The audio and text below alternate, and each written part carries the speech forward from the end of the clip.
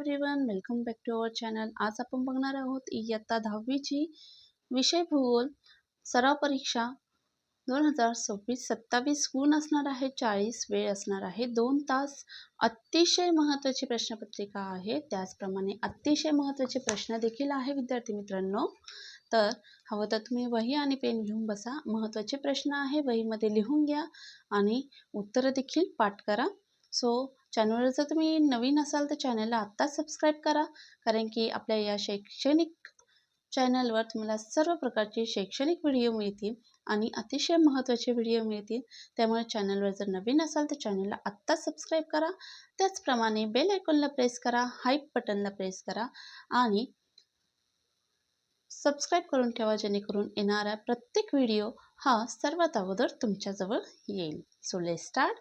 बघा, विषय आहे भूगोल, सराव परीक्षा आहे, इयत्ता 10वीची, गुण असणार आहे 40। पहिला प्रश्न आहे या ठिकाणी, अचूक गट ओळखा। क्षेत्रवीट साहित्य, आता डायरेक्ट उत्तर दिलेलं आहे, तुम्हाला 4 ऑप्शन असणार आहे। तर त्यातील उत्तर तुमचं असणार आहे होकायंत्र, कॅमेरा अँड नकाशा। दुसरा आहे भारतातील राज्य, तर प्रत्येकाला तुम्हाला 4 ऑप्शन असणार आहे। मी डायरेक्ट उत्तर दिलेले आहे या ठिकाणी, भारतातील राज्य मणिपूर, आसाम आणि सिक्कीम। तिसरा आहे ब्राझीलमधील भूभाग, तर उत्तर आहे गियाना उच्चभूमी, ॲमेझॉन नदी खोरे आणि ब्राझील उच्चभूमी। हवं तर तुम्ही व्हिडिओ पॉज करून व्यवस्थित प्रश्न लिहून घेऊ शकता आणि उत्तर देखील लिहून घेऊ शकता। अतिशय इम्पॉर्टंट प्रश्न आहे। तर त्याचप्रमाणे तुमची जी बोर्डाची एक्झाम आहे तर हाच पॅटर्न असणार आहे, त्यामुळे तुम्ही प्रश्न उत्तरं लिहून घ्या। नक्कीच त्याचा तुम्हाला फार फायदा होणार आहे। त्याचप्रमाणे तुमच्या फ्रेंड्सला देखील नक्की शेअर करा, because it's a very important questions for the exam. Next आहे जास्त लोकसंख्या असलेले प्रदेश, बिहार, उत्तर प्रदेश, पश्चिम बंगाल। तर तुम्हाला ऑप्शनमध्ये राजस्थान देखील असेल, परंतु बाकीचे अरुणाचल प्रदेश वगैरे ते देखील ऑप्शन असणार आहे, म्हणून राजस्थान दिसलं तर, किंवा आणखीन काही मुलं लगेच पॅनिक होतात किंवा लवकर उत्तर देण्याच्या नादामध्ये चुकीचं उत्तर देतात। तर जास्त लोकसंख्या असलेले देश आहे बिहार, उत्तर प्रदेश आणि पश्चिम बंगाल। नंतर आहे बघा जोड्या लावा। पुढचा प्रश्न, अ गट आहे दिलेला ब्राझीलमधील प्रमुख नदी, भारताचे हवामान, पॅन्टानाल अँड मनमाड। तर मी या ठिकाणी डायरेक्ट उत्तर दिलेले आहे, 4 गुणांसाठी असणार आहे जोड्या लावा।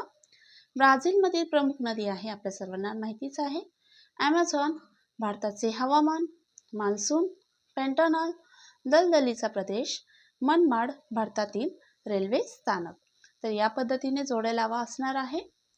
हवं तर तुम्ही व्हिडिओ पॉज करून प्रश्न आणि उत्तरे लिहून घेऊ शकता। यानंतर नेक्स्ट क्वेश्चन असणार आहे, फरक स्पष्ट करा। कोणतेही 2 आहे, म्हणजे प्रत्येकी एका प्रश्नाला तुम्हाला 2 गुण असणार आहे 4 मार्कासाठी। त्यातील पहिला आहे, तर यामधील तुम्ही 3ही फरक स्पष्ट करा, नक्की करा त्यांचे उत्तर। बघा आता या ठिकाणी फरक स्पष्ट करा, त्यातील पहिला प्रश्न आहे, भारताचा पश्चिम घाट आणि भारताचा पूर्व घाट या दोन्हीमधील आपल्याला फरक स्पष्ट करायचा आहे। यानंतर भारतातील हवामान आणि ब्राझीलमधील हवामान, तर ह्या दोन्ही मधील हवामान जे आहे, भारतातील हवामान आणि ब्राझीलमधील हवामान यामध्ये फरक स्पष्ट करायचा आहे। प्रश्न लिहून घ्या हवं तर तुम्ही पहिले, आणि यानंतर मग उत्तर लिहून घेऊ शकता तुम्ही। यानंतर प्रश्न क्रमांक 3 आहे, हिमालयीन नद्या आणि द्वीपकल्पावरील नद्या। या पद्धतीने तुम्हाला 3 फरक स्पष्ट करा दिलेले आहे, त्यापैकी कोणतेही 2 लिहायचे आहे आणि 4 गुणांसाठी असणार आहे। हवं तर तुम्ही व्हिडिओ पॉज करून प्रश्न लिहून घ्या। नेक्स्ट आहे क्वेश्चन नंबर 4, ब्राझीलच्या नकाशात पुढील माहिती भरायची आहे आणि नावे द्यायची आहे, त्याचप्रमाणे सूची तयार करायची आहे। कोणतेही 4 आहे, तुम्हाला माहिती भरायची आहे नकाशामध्ये आणि नावे द्यायची आहे आणि सूची तयार करायची आहे।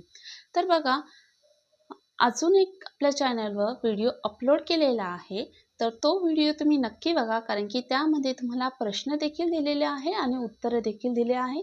त्यावरून तुम्हाला नक्कीच अंदाज येईल की प्रश्नांची उत्तरेही कशी लिहायची आहे. सो हे फक्त प्रश्न आहे आणि अजून एक सरावासाठी तुम्हाला प्रश्नपत्रिका दिलेली आहे, तर ती देखील नक्की अभ्यासा, कारण की त्यामध्ये उत्तरं देखील दिलेली आहे. आणि ही देखील प्रश्नपत्रिका तुम्ही लिहून घ्या, कारण की हे खूप महत्त्वाचे प्रश्न आहे आणि हे प्रश्न लिहून झाल्यानंतर याचे आन्सर तुम्हाला लिहायचे आहे. आणि त्याचप्रमाणे आपल्या चॅनलला अगोदर एक व्हिडिओ अपलोड केलेला आहे, तर तो देखील बघा, कारण की त्यामध्ये तुम्हाला प्रश्न आणि उत्तरे देखील दिलेले आहे. नक्कीच तुम्हाला त्याचा खूप फायदा होईल. सो बघा, यामध्ये ब्राझीलच्या नकाशात पुढील माहिती भरायची आहे. ब्राझीलचा नकाशा असणार आहे.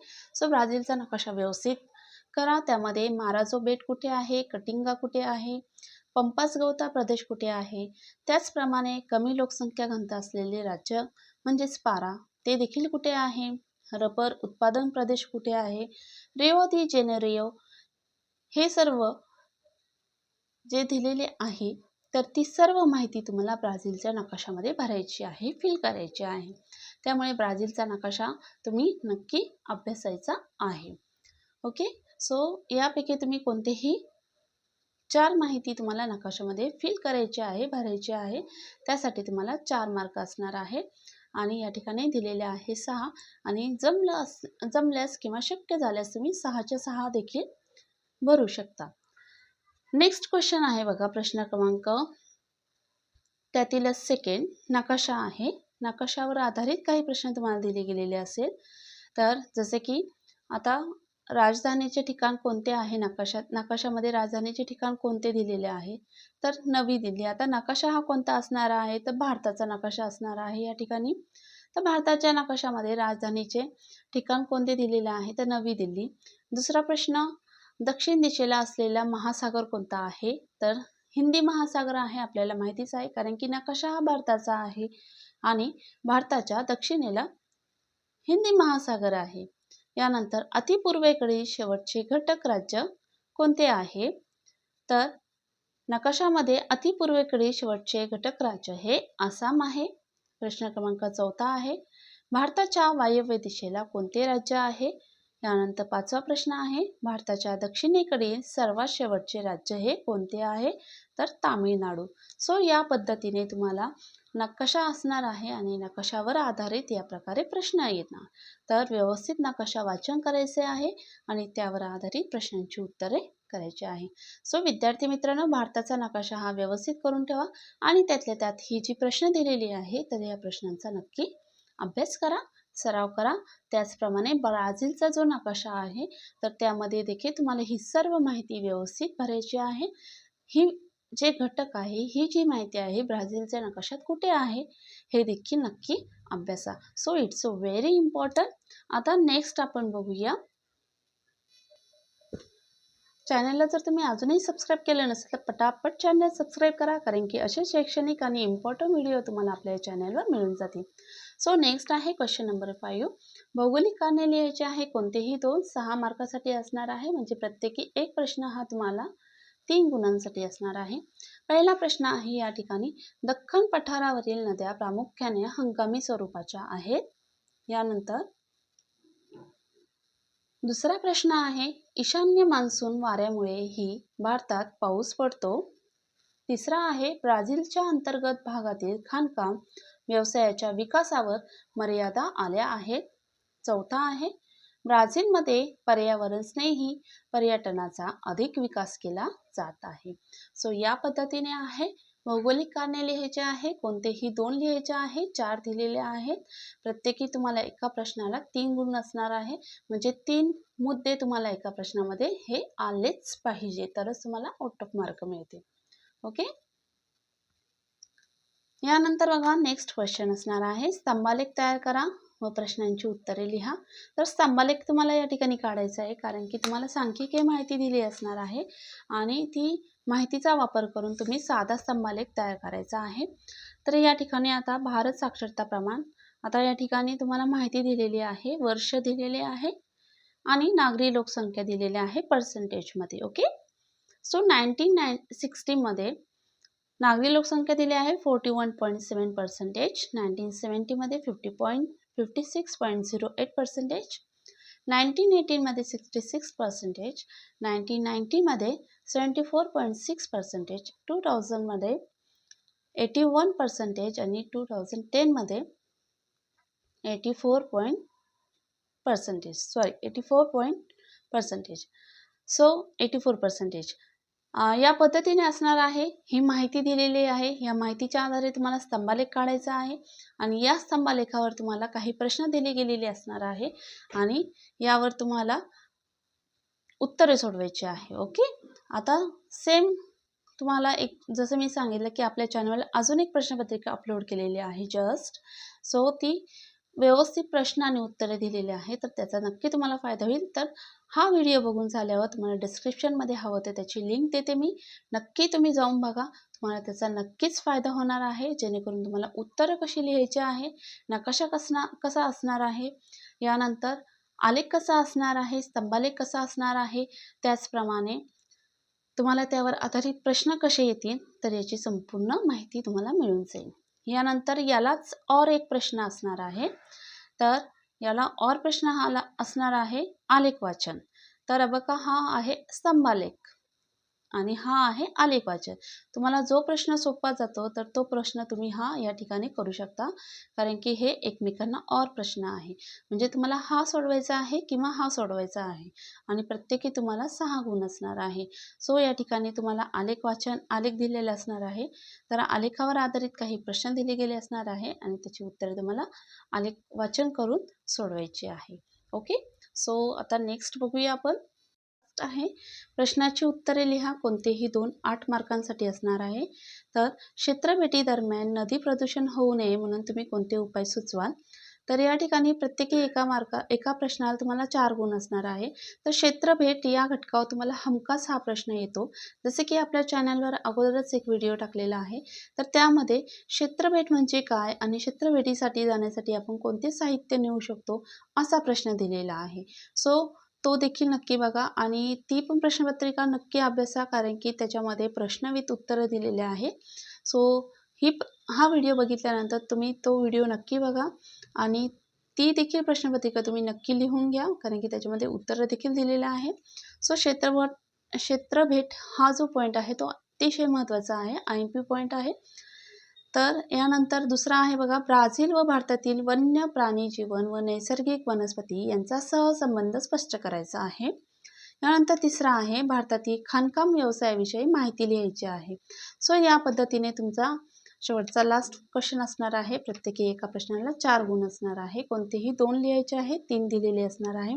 सो बघा, आता सगळ्यात IMP म्हणजे काय, तर तुम्हाला स्तंभालेख करायचा आहे किंवा आलेख वाचन करायचं आहे. का? कारण की हे दोन्ही प्रश्न तुम्हाला एकमेकाला और आहे आणि हे 6 मार्काला आहे मेन पॉईंट.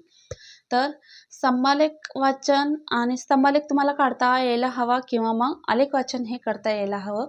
हे दोन्हीमधनं तुम्ही एक हा कन्फर्म करून ठेवा. हे व्हेरी इम्पॉर्टंट आहे, IMP आहे, येणारच आहे. सो हे 6 मार्क कुणाचेही जायला नको आहेत. यानंतर भौगोलिक कारणे आहे. भौगोलिक कारणामध्ये एखादा दुसरा प्रश्न हा चेंज होऊ शकतो, परंतु हे नक्की करून ठेवा, कारण की हे अतिशय महत्त्वाचे आहे. यानंतर बघा, जोड्या लावा आहे. उत्तर समोरच असता, व्यवस्थित जोड्या लावायच्या आहे. अचूक गट ओळखायचा आहे. यानंतर 2 नकाशे तुम्हाला हे कन्फर्म करून ठेवायचे आहे. भारताचा नकाशा करून नक्की ठेवा. It is very important for the exam. आणि ब्राझीलचा एक नकाशा जो आहे तर तो ब्राझीलचा देखील नकाशा हा नक्की करून ठेवा. ब्राझीलच्या नकाशामध्ये हे जे घटक दिलेले आहे ते कुठे आहे ते देखील नक्की बघा आणि सराव करा. तर विद्यार्थी मित्रांनो, तुम्हाला हा जर व्हिडिओ आवडला असेल तर नक्की व्हिडिओला लाईक करा, शेअर करा. चॅनलवर नवीन असाल तर चॅनल सबस्क्राईब करा. All of you best of luck.